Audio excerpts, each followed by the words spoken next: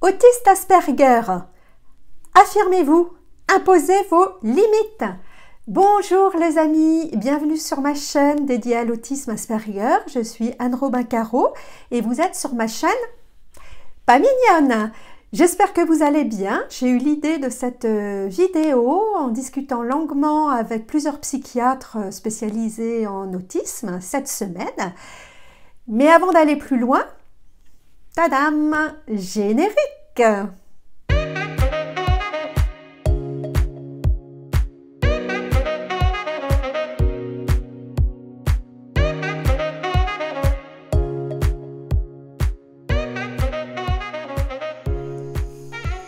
Nous, les autistes Asperger, nous avons tendance à nous faire manger par le reste du monde.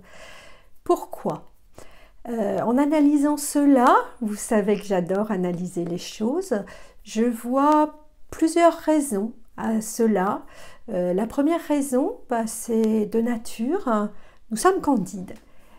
Nous sommes candides en ce sens qu'on ne voit pas le mal, que nous sommes des gens, alors pour moi, c'est mon point de vue, très empathiques. La difficulté est pour nous de sortir nos émotions pour les montrer à l'autre. C'est comme si notre corps était un mur et qu'on n'arrivait pas à sortir nos émotions. Mais nos émotions, elles sont là, telles de réelles empathes, et elles sont là, puissance 1000. Alors oui, nous sommes candides, et pour moi, donc l'être humain, il y a quelque chose, alors peut-être que ça tient du cerveau reptilien, mais qui vient du temps où nous étions à la préhistoire, nous devions chasser, supprimer les plus faibles, écraser pour exister, l'instinct de survie de sa chasse qui est, en dépit de notre humanité, assez resté ancré en nous. Nous n'avons pas cela, donc on a tendance à se faire marcher dessus. Puisque déjà notre candeur fait que nous n'allons pas du tout être à échafauder des plans machiavéliques, à faire de la manipulation. Donc on donne, et à un moment on est obligé d'analyser en disant moi j'ai rien en fait. Et là on est triste, on peut partir en dépression, en burn-out, en shutdown, en meltdown et autres. Alors, il va sans dire que ce que je viens d'évoquer est valable pour l'ensemble de votre vie, qu'elle soit amicale, sentimentale, familiale, professionnelle, sociale, que sais-je. Donc, cette candeur et le fait de se faire marcher dessus, c'est pour l'ensemble de votre vie. Alors, pour moi, il y a autre chose également qui explique cela. C'est le fait de ne pas écouter votre instinct parce que vous doutez de vous, vous vous croyez inférieur. Or, ce n'est pas parce que votre cerveau est câblé différemment que vous êtes inférieur à l'ensemble des gens. Faites-vous confiance, les amis, écoutez votre intuition. Alors, bien sûr, je parle pour l'autisme Asperger, je ne veux pas qu'il y ait des amalgames et que ce que je dis soit mal interprété pour les autistes avec déficience intellectuelle, bien évidemment. Mais nous avons tendance à ne pas nous faire confiance, à ne pas nous mettre au même niveau que le reste du monde, à nous croire inférieurs. Pourquoi? Eh bien, parce qu'on a dû se cacher, parce que on dit toujours que la raison du plus fort est toujours la meilleure, comme le dit La Fontaine dans Le Loup et l'Agneau, et que le troupeau, l'instinct grégaire est supérieur à nous. Donc ça, il faut vous enlever ça de la tête. Osez les amis, affirmez-vous, affirmons-nous, érigeons-nous telle une statue grecque en disant non, vous avez tort et écoutez-moi maintenant, plutôt que de vouloir à tout prix disparaître dans un trou de souris en disant je suis pas assez intelligent, je ne sais pas m'exprimer, je suis autiste donc peut-être que je ne comprends pas bien. Si notre cerveau, comme je le dis, est câblé différemment, mais nous sommes, si nous avons raison, nous avons raison. Et c'est ce que me disaient ces psychiatres cette semaine. Alors, outre notre candeur et l'instinct, comment dire, préhistorique des gens qui ont tendance à nous écrabouiller, nous avons aussi des troubles psychologiques, souvent les autistes Asperger, notamment les 5 blessures de l'âme, si vous connaissez un peu Lise Bourbeau, sinon je vous invite à regarder, moi j'adhère tout à fait, je suis à fond dans le développement personnel. Donc oui, nous avons vécu l'injustice puisque nous ne savons pas nous défendre, donc du coup on laissait les gens aux dents acérées prendre la balle sur nous. Tout en étant très mal, on a vécu l'abandon, on a vécu le rejet dès la cour de l'école où on ne faisait pas assez bien de sport, où on n'était pas assez coordonné ou que sais-je encore, où on était trop bizarre. La trahison, puisque étant candide, les amoureux nous disent ce qu'ils ont bien envie de nous dire.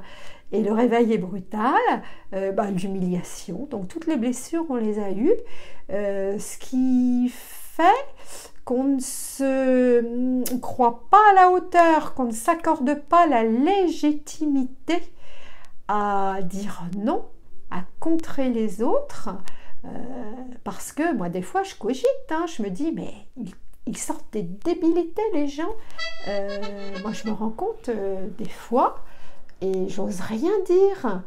Et c'est ce que me disaient les psychiatres, ils me disaient mais Anne, si vous êtes brillante, si vous connaissez tout sur un sujet, qu'on vous parle d'un pays par exemple, et que vous y êtes allé une 20aine de fois, vous pouvez leur dire bah non, ce que tu penses, t'as tort, moi j'y suis allée et je peux te dire que ça se passe comme ça, comme ça, comme ça, parce que c'est du vécu.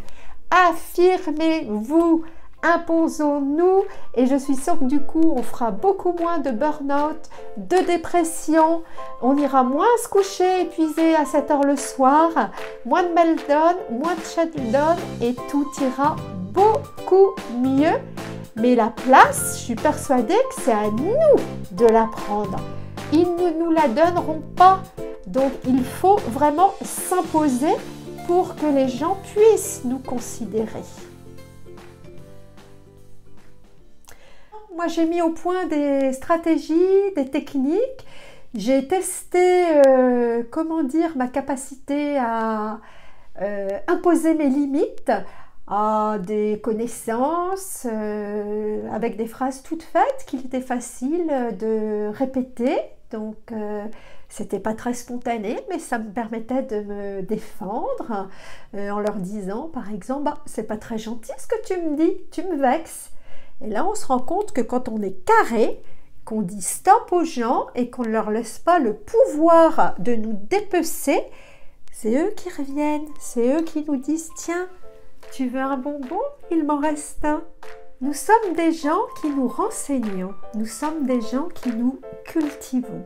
Alors, on ne doit pas laisser faire l'ultra-crépidarianisme, nous enlever notre brillance. Alors, ce terme, l'ultra-crépidarianisme, c'est simple, c'est les gens qui disent tout, qui savent tout sur tout, sans connaître de quoi ils parlent, juste parce qu'ils pensent que, on dit que, donc, sauf que nous, généralement, on se renseigne. Donc, affirmons-nous, trouvons des parades. Si vous voulez, laissez-moi des commentaires, je vous aiderai aussi, parce que moi, je suis passée par là, et je peux vous assurer que maintenant, il n'y a plus de rapports toxiques dans ma vie. Que ça se passe bien, que j'ai des rapports égalitaires, voire les gens ont tendance à me mettre sur un piédestal, bien sûr sur ce dont je suis capable, pas pour n'importe quoi, mais se sont rendus compte de ma valeur, de mes connaissances en développement personnel, en psychiatrie et autres. Donc ça vaut le coup, on est quand même mieux là que sous la couette. Voilà les amis, je vous dis à bientôt. Je vais aller retrouver ma petite Anouk, là, cette petite chatte que j'ai récupérée il y a quelques mois, qui était condamnée parce qu'elle était classée en chat dangereux, elle avait été abandonnée et qui est maintenant une perle. Donc oui, j'ai un don avec les animaux. Alors, j'ai pas de don pour tout, mais avec les animaux, ouais, j'arrive à les rendre heureux. Donc je vous dis, j'espère aussi faire en sorte que votre vie soit meilleure et plein de bonheur. À très bientôt les amis et abonnez-vous.